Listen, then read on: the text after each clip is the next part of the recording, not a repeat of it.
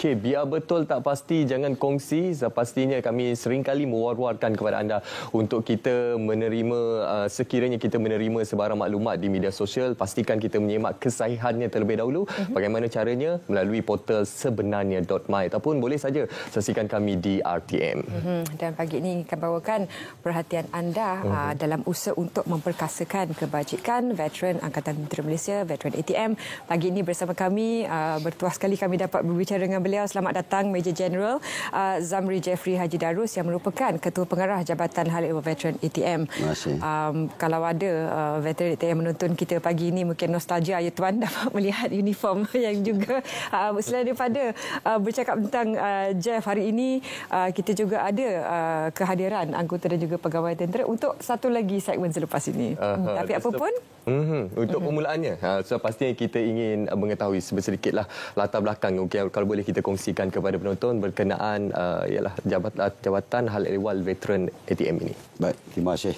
Assalamualaikum warahmatullahi wabarakatuh. Jabatan Hal Ehwal Veteran ATM ataupun lebih dikenali sebagai JEF ATM telah ditubuhkan pada tahun 2001 mengambil alih daripada Perbadanan Hal Ehwal Anggota Tentera. berhebat. 2001 dan dia berada di bawah Kementerian Pertahanan. Pejabat saya sekarang HQ berada di Maju Junction di bangunan TH Tabung Haji. Peranan utama Jabatan Hak Ehwal Veteran ialah untuk menjaga hak ehwal veteran dalam memperkasakan sektor ekonomi mereka, pendidikan anak-anak serta juga kebajikan. Dan yang lebih penting sekali ialah kami sentiasa perhatian terhadap sosio dan ekonomi mereka selepas mereka tamat perkhidmatan.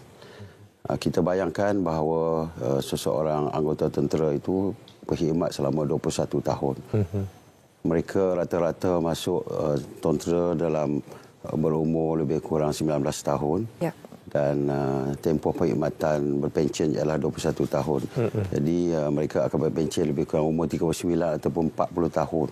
Yang mana usia mereka inilah adalah usia emas, usia yang sangat aktif, usia yang mempunyai seorang yang mempunyai pengalaman kemahiran di dalam perkhidmatan. Dan tiba-tiba pada umur 40 tahun mereka telah menamatkan perkhidmatan. Jadi itu adalah satu cabaran kepada mereka dan kepada Jabatan Hak Ehwal Veteran juga untuk menyediakan peluang-peluang pekerjaan ataupun kita katakan sebagai kerjaya kedua mereka selepas mereka tamat perkhidmatan. Jadi fokus utama ataupun peranan utama JEF ATM ialah untuk memberi perkhidmatan yang terbaik dari segi menjaga hak ehwal dan juga kebajikan veteran. Kebajikan ni kita bahagikan kepada dua, iaitu ekonomi mereka dan juga kebajikan lah. Dari segi dah uzur, tua dan sebagainya, kita perlu beri perhatian kepada mereka. Ada skim-skim di bawah kebajikan yang Tuan sebutkan ini. Mungkin boleh secara dasarnya boleh kongsikan dengan para penonton, khususnya bagi mereka yang datang daripada keluarga tentera ni Tuan. Ya. Kalau kita nak katakan skim yang yang disediakan oleh JEF ATM, sebenarnya kami dua agenda yang paling utama sekali yang kami tekankan, iaitu pertama agenda ekonomi dan agenda kebajikan. Agenda ekonomi juga merupakan agenda kebajikan, yang mana di dalam tentera dulu, perkhidmatan dulu, kami telah pun diajar bahawa menjaga kebajikan anggota dari segi latihan itu adalah kebajikan kepada mereka. Jadi apabila mereka bersara juga, mereka harus dilihat kebajikan dari segi memberi latihan kepada mereka, iaitu latihan berupa dalam bentuk ekonomi, bagaimanakah mereka akan mendepani masa hadapan nanti selepas mereka bersara. Kita bayangkan bahawa terdapat lebih kurang 215,000 anggota tentera yang telah pun menamatkan perkhidmatan, yang mana terdiri daripada 110,000 mereka yang berpencen dan tidak berpencen 75,000. Di samping itu juga terdapat pencen terbitan, iaitu balu-balu yang menerima pencen selepas veteran meninggal sebanyak 30,000. Jadi seramai 215,000 ini termasuklah tanggungan mereka juga adalah di bawah tanggungjawab JEF untuk memelihara mereka. Jadi dalam aspek ekonomi kami harus menyediakan peluang-peluang pekerjaan kepada mereka. Menyediakan latihan-latihan, sama ada latihan usahawan, latihan teknikal, pekerjaan, peluang-peluang pekerjaan selepas mereka tamat perkhidmatan itu sangat-sangat penting dan juga kritikal. Kerana seperti saya jelaskan, rata-rata mereka berusia 40 tahun, masih produktif dan mereka juga baru beli rumah mungkin, baru beli kereta dan anak-anak masih kecil, anak masih belajar di sekolah ataupun IBT. Justru untuk menyediakan peluang pekerjaan kepada mereka sangat kritikal dan sangat-sangat penting. Di samping mereka juga harus merancang diri mereka untuk mendapati masa hadapan tersebut dengan mencari pekerjaan-pekerjaan yang sesuai. Justru saya di sini saya juga ingin menyarankan, ingin memohon sokongan daripada pihak kerajaan dan juga syarikat-syarikat swasta, GLC dan juga mana-mana agensi yang dapat memberi peluang kepada veteran ATM ini supaya berilah peluang pekerjaan seluas-luasnya kepada mereka, kerana mereka juga akan mendepani masa hadapan mereka sehingga berumur 80 tahun dan sebagainya tanggungan mereka. Jadi umur 40 sehingga 60 tu ada 20 tahun, yang mana kalau sektor awam berkhidmat sehingga 80 tahun mereka berpencen. Jadi mereka ini ada 20 tahun yang produktif. So penyediaan peluang pekerjaan ini haruslah dipertingkatkan, dan saya mohon kepada syarikat-syarikat yang mempunyai pekerjaan-pekerjaan yang ada kaitan dengan kepakaran tentera itu untuk diberikan peluang kepada mereka. Sebab usia masih produktif. Sangat produktif. Kalau kita lihat dari segi kepakaran anggota tentera, ada yang pakar dalam bidang bom, payung terjun, kejuruteraan kapal terbang, kejuruteraan automobil, komunikasi, komputer dan sebagainya.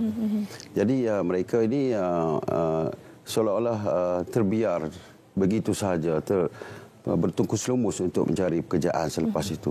Maka saya melihat kita harus merebut peluang ini.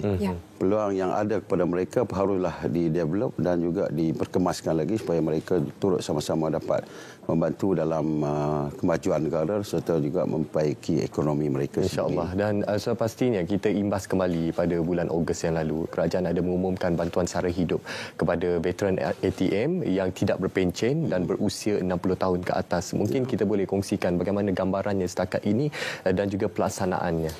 Ya, sebenarnya banyak bantuan-bantuan kebajikan yang kita salurkan kepada veteran ATM kita. Ada 7 skim seperti mana sebelum saya masuk kepada yang bantuan sara hidup.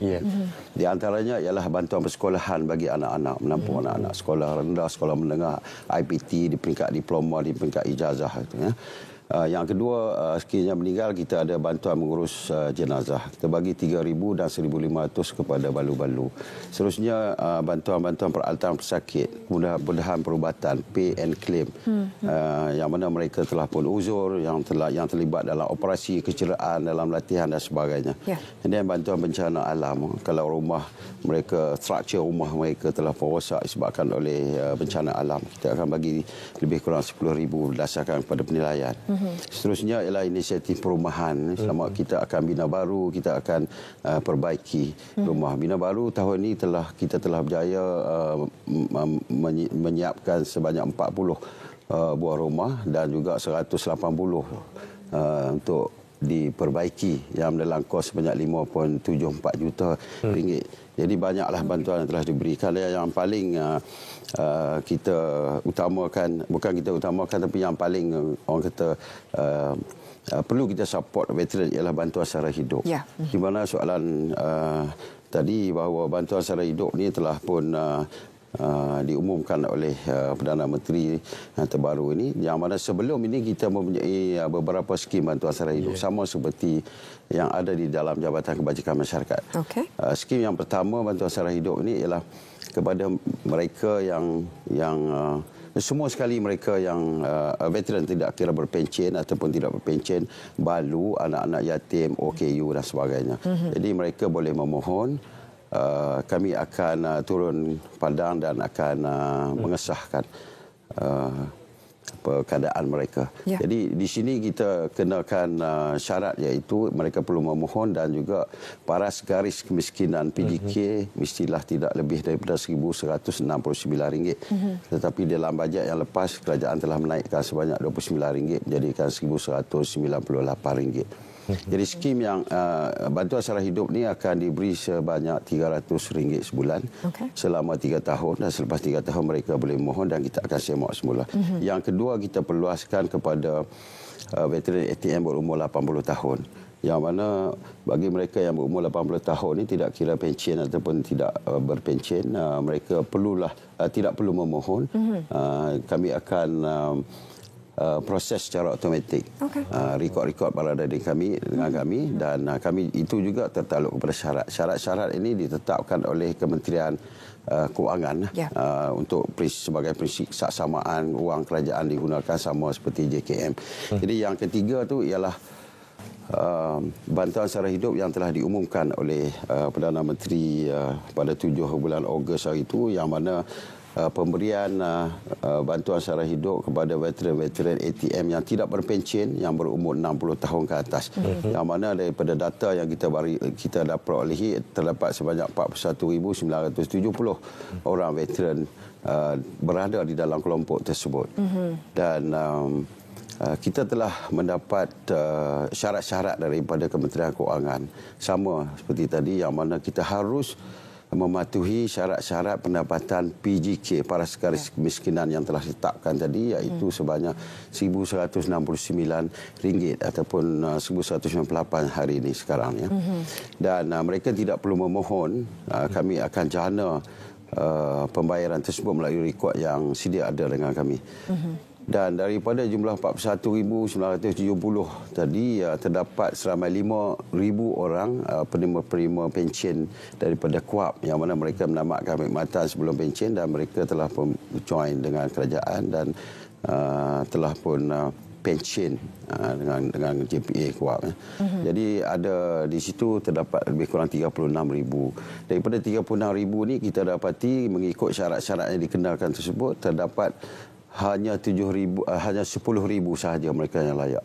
Jadi jabatan saya telah pun membayar sebanyak kepada 10,000 orang sahaja.